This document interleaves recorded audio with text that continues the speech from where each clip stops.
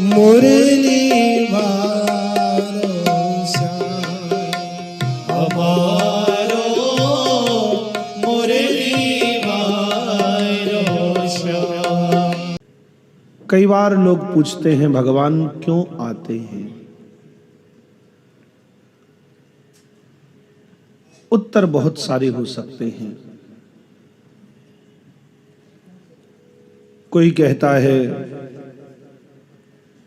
श्री कृष्ण श्री राम धर्म की स्थापना के लिए आते हैं। कोई कहता है भगवान श्री राम श्री कृष्ण अधर्म के विनाश के लिए आते हैं। कोई कहता है सज्जनों की रक्षा के लिए आते हैं। कोई कहता है दैत्यों के संहार के लिए आते हैं। जिसने जिस दृष्टि से देखा उसे वैसा ही अनुभव हुआ। लेकिन भगवान शुकदेव से जब राजा परीक्षित पूछे भगवान श्री कृष्ण क्यों आते हैं, भगवान शुकदेव कहे राजन वैसे तो भगवान के आने के अनेकों कारण हो सकते हैं, लेकिन यदि मुझसे पूछ रहे हो तो मैं ये कहूंगा भगवान अपनों के लिए आते हैं।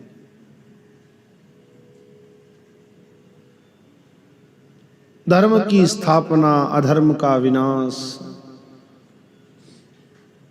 सज्जनों की रक्षा रावण कुंभकर्ण कंस शिशुपाल दंतवक्र अघासुर बकासुर इन सब का संहार तो भगवान वहां गोलोक में बैठे बैठे भी कर सकते थे।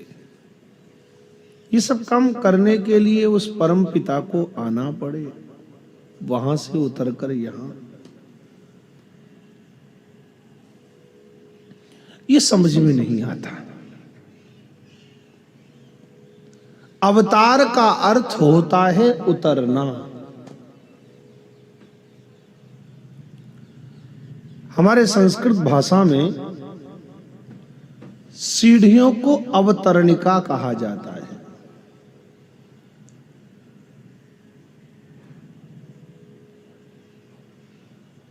भगवान भी अवतार लेते हैं, मानो भगवान उतरते हैं। कोई कहे भगवान को उतरने की क्या जरूरत पड़ी।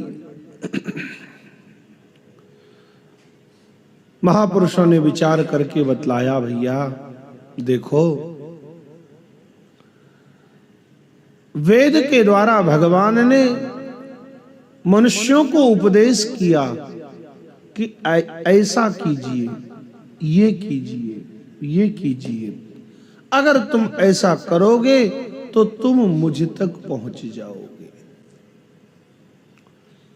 वेद ने कहा, उपनिषदों ने कहा, पुराणों ने कहा, शास्त्रों ने कहा। भगवान को बड़ी अपेक्षा थी कि मैंने मनुष्य को जिस लिए बनाया है और मनुष्य को जितना समझाकर भेजा है, मनुष्य वो काम ठीक से करेगा। लेकिन मनुष्य ही सबसे अधिक गाफिल निकला।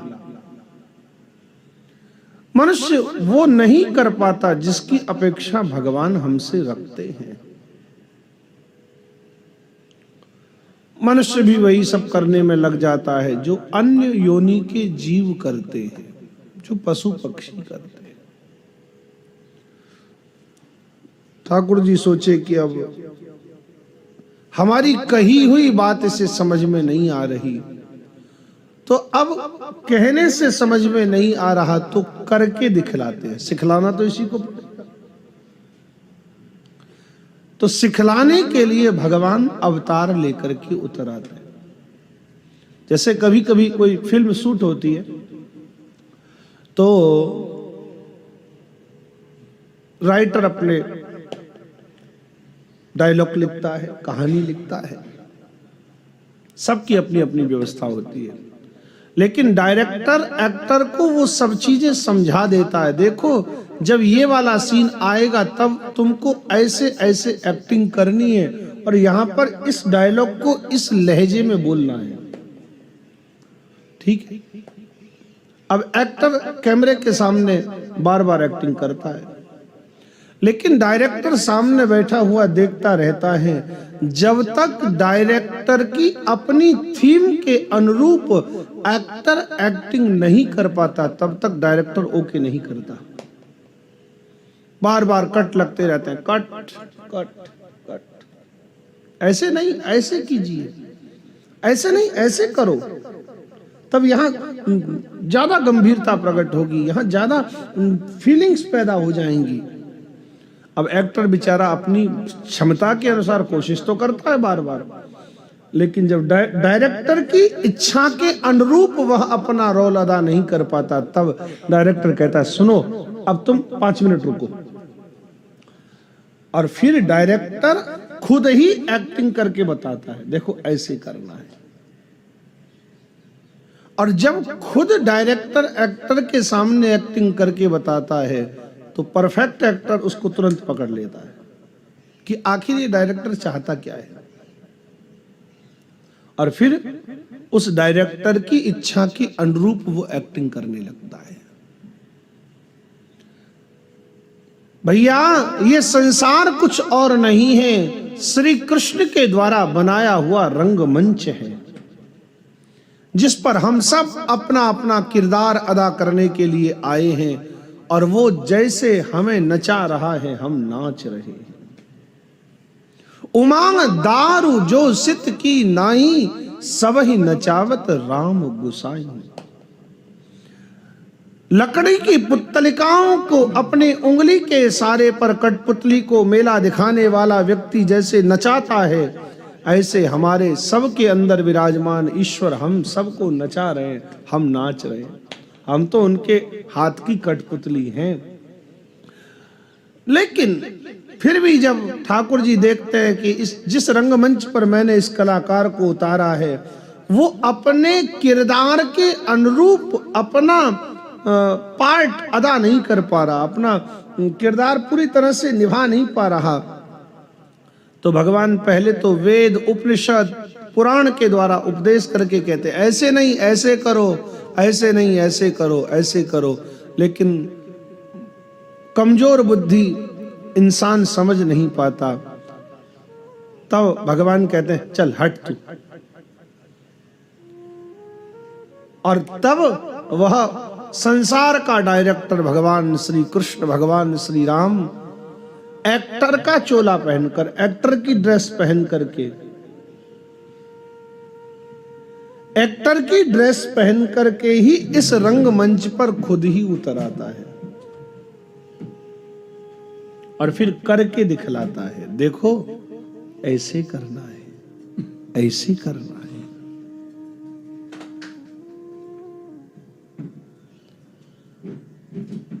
मनुष्य को अपनी इच्छा के अनुरूप आचरण की शिक्षा आचरण के द्वारा देना, इसका नाम अवतार है। इसलिए भगवान आते हैं, करके दिखलाते हैं, अब ऐसे रहना है तुझे, ऐसे करना है, सब कुछ करके दिखलाते हैं। पर आते हैं तो सोचते हैं कि अब यहां तक आए हैं तो थोड़ा सा काम भी कर चले। एक गांव में 2 मित्र रहते थे।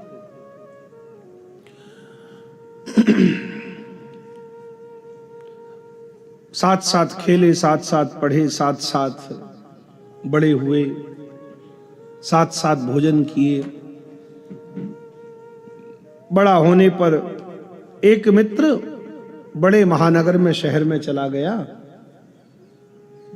और एक मित्र बेचारा गांव में ही रहा। दोनों के पूर्वजों का घर गांव में ही था। जिंदगी बहुत आगे बढ़ जाती है, समय बहुत तेजी से निकल जाता है। गांव वाले के घर में कई बच्चे हुए। तो पहले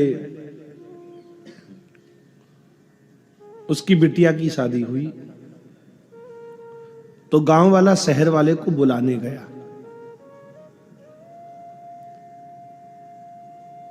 देख, तेरी अपनी बेटी की शादी है, मेरी बेटी नहीं है, ये तेरी बेटी है, शादी में जरूर आना। मित्र ने कहा, हाँ मित्र, क्यों नहीं, कैसी बातें कर रहा है, पहले ये बता, शादी तो अभी बाद में है, पहले ये बता बेटी के लिए, शादी के लिए तैयारी क्या करनी है। देख, यहां सब बहुत अच्छा मिलता है, चलो। मित्र को लेकर के बाजार गया, शॉपिंग किया, खरीदारी किया, जेवर खरीदे, कपड़े खरीदे, बर्तन खरीदे, सब खरीद करके और भेज दिया। जा रहा था मित्र, तब बोला, देख मित्र, शादी में पहुंचना जरूर है। हाँ हाँ, कैसी बात कर रहा है, क्यों नहीं पहुंचूंगा, मेरी अपनी बेटी की शादी है। गया गांव, पर शहर वाले को जंजाल तो बहुत सारे लगे ही है। चाहता तो था जाना, लेकिन चाह करके भी कोई ऐसी समस्या आ गई कि बस नहीं जा पाया। फोन पर थोड़ी बातचीत हुई, झगड़ा भी हुआ, मित्रों की झगड़ी, मित्रों की लड़ाई। फिर समय व्यतीत हुआ, अब गांव वाले के छोरे का ब्याह था, बेटे का ब्याह। फिर आया, लेकिन अब की बार पहले की अपेक्षा थोड़े कठोर शब्दों का प्रयोग किया।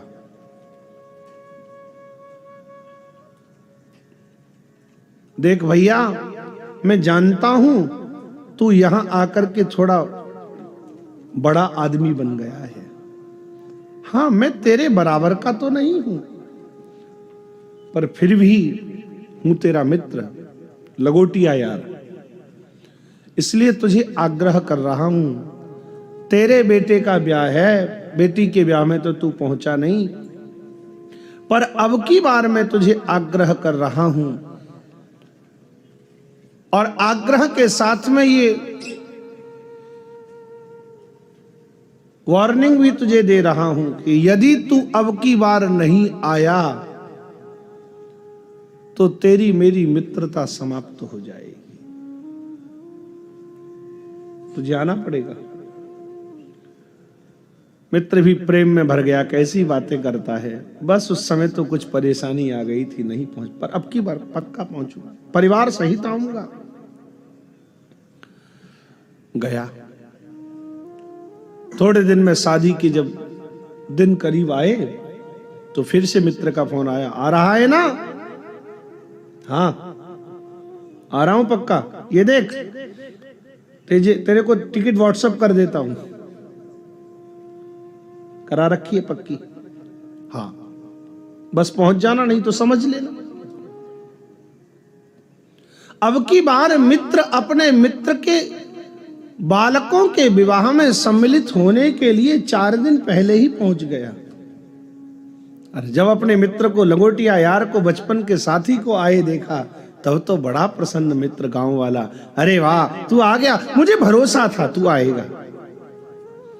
मैं घर में सबको यही कहता था कि जरूर आएगा, क्योंकि हम साथ पढ़े हैं, साथ खेले हैं, साथ खाया है। बस तू आ गया, अब मेरे को कोई फिक्र नहीं, अब तू सब संभाल लेगा। विवाह हुआ। विवाह होने के बाद जब बहू घर में आ गई, तब शहर वाले ने सोचा ब्याह में तो आया ही था, यहाँ आया हूं तो फिर जरा एक बार घर की स्थिति भी तो देखूं, हमारे पूर्वजों का घर, पुरानी हवेली भी यहाँ पड़ी हुई है, तो अब आया ही हूं तो इतने वर्षों के बाद एक बार घर की स्थिति भी देखूं। मित्र को साथ में लिया, गांव के कुछ काम करने वाले लोगों को साथ लिया और जाकर के अपने घर को देखा, जहां पूर्वजों के साथ रहे, जहां जिस घर में जन्म लिया, उस घर में जाकर के देखा तो बड़ी गंदगी थी, बंद पड़ा है बरसों से मकान। सोचा अब यहां तक आया ही हूं तो क्यों ना इसकी साफ सफाई भी कराऊं, और थोड़ा ये जाले वाले बहुत हो गए, थोड़ा वाइट वाश।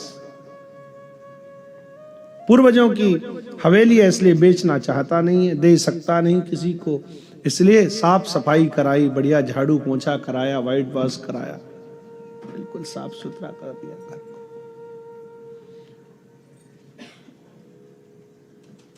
समझने की बात क्या है,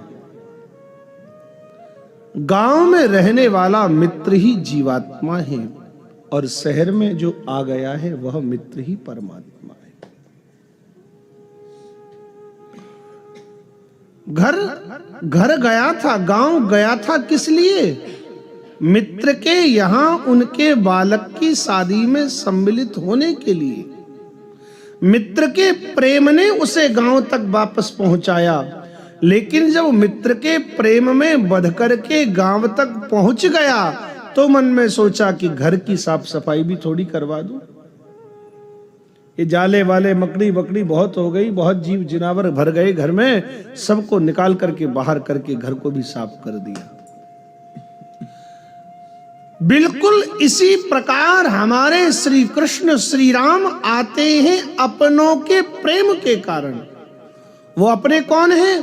बोले कौशल्या मैया, दशरथ जी, यशोदा मैया, नंदराय जी, गोपीजन, ग्वाल बाल, उन सब अपनों के लिए प्रभु आते हैं। लेकिन जब आते हैं तो देखते हैं अरे ये हमारा ही घर संसार, इस संसार में कचरा बहुत हो गया। रावण, कुंभकर्ण, कंस, शिशुपाल, दंतवक्र, अघासुर, बकासुर, ये कचरा बहुत भर गया है, क्यों न साथ साथ इनको भी साफ करते चले। तो आते हैं अपनों के प्रेम के कारण, लेकिन जब देखते हैं तो थोड़ी साफ सफाई भी कर देते हैं। लेकिन केवल उनको साफ करने के लिए ही परमात्मा का आगमन होता है, ऐसी बात नहीं है। क्योंकि उस जगन नियंता जगदाधार के लिए, जिनके भय से वायु चलता है, जिनके भय से सूर्य प्रकाश करता है, जिनके भय से अग्नि जलती है, जिनके भय से सागर कभी अपनी मर्यादा का उल्लंघन नहीं करता, जिनके भय से इंद्र समय समय पर वर्षा करते हैं, जिनके भय से स्वयं परम पिता परमात्मा के भय से मृत्यु जगत को खा जाती है, उन भगवान को रावण, कुंभकर्ण, कंस को मारने के लिए आना पड़े, ये तो बहुत छोटी बात है। अरे भगवान की बात छोड़ो, हमारे श्री रघुनाथ जी, श्री रामभद्र प्रभु सुग्रीव को कहते हैं, सुग्रीव जग मह सखा निशाचर जेते, लक्ष्मण हनय निमिष महते थे। विभीषण जी जब राम जी की शरण में आए तो सुग्रीव जी थोड़े डर रहे थे। सुग्रीव जी बोले शत्रु का भाई है, दुश्मन का भाई, लड़ाई के समय आया है, कुछ गड़बड़ भी हो सकती है महाराज। भगवान श्री राम बोले, अरे सुग्रीव क्यों डरते हो?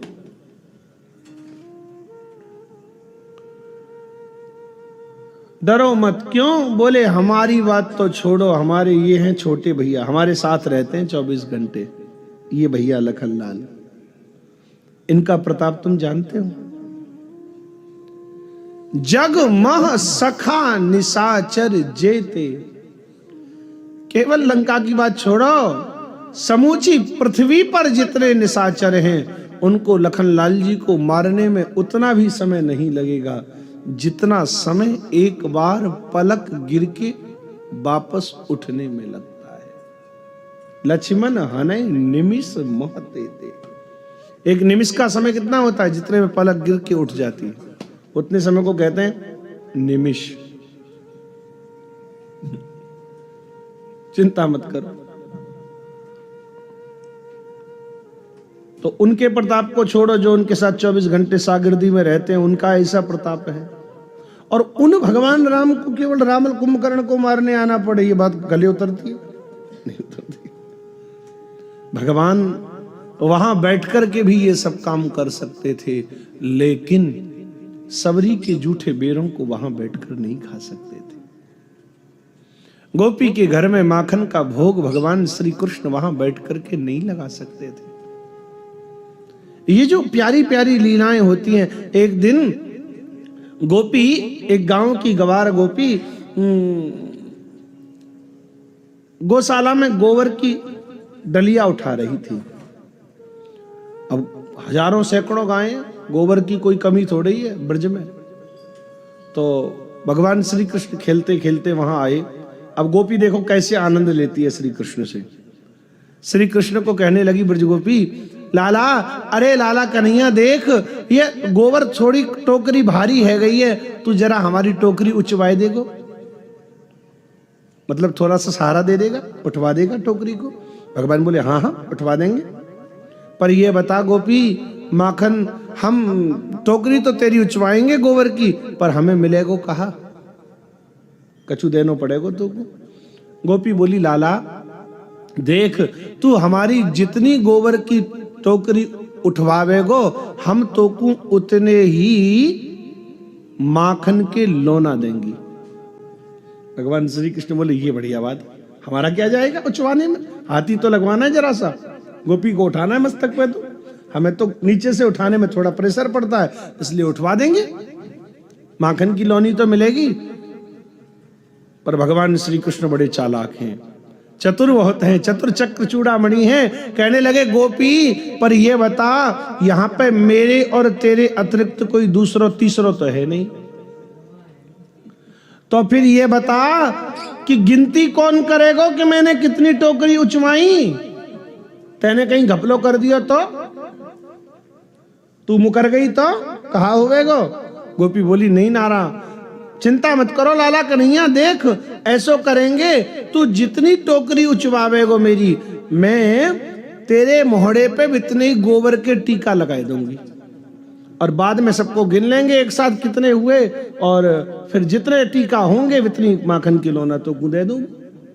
भगवान श्री कृष्ण बोले हाँ ये ठीक है, ये पक्का हिसाब रहेगो, क्योंकि मोहड़े पे टीका होंगे तो कोई दूसरे से भी गिनवा सके। अब गोपी का भगवान श्री कृष्ण, हमारे नंदलाल यशोदा के लाल कन्हैया श्री कृष्ण गोपी के गोबर को उचवाते हैं, गोपी के साथ गोबर उचवाते हैं, और गोपी जितनी टोकरी उठवाती है श्री कृष्ण से, उतने टीके श्री कृष्ण के मोहड़े पे गोबर के लगा देती है। 1 2 3 4 5 6। अब गोपी ने देखा कि गौशाला साफ हो गई, अब लाल जी से आनंद लेना है ब्रज गोपी को। ऐसा नहीं है कि गोपी माखन देना नहीं चाहती श्री कृष्ण को, लेकिन श्री कृष्ण से आनंद लेने के लिए ब्रज गोपी क्या करती है, बोले अब गोपी ने देखा गोबर तो हो गया साफ, लेकिन थोड़ा थोड़ा गोबर बचा है। अभी तक जो गोबर भर रही थी वो गाढ़ा गाढ़ा गोबर भर रही थी, लेकिन अब गोमूत्र से मिला हुआ थोड़ा थोड़ा पतला पतला वाला गोबर भी भर लिया टोकरी में। अब श्री कृष्ण ने जब उस अंतिम टोकरी को उठवाया, गोपी ने जानबूझ करके उस पतले पतले गोबर वाली टोकरी को थोड़ा सा टेढ़ा कर दिया।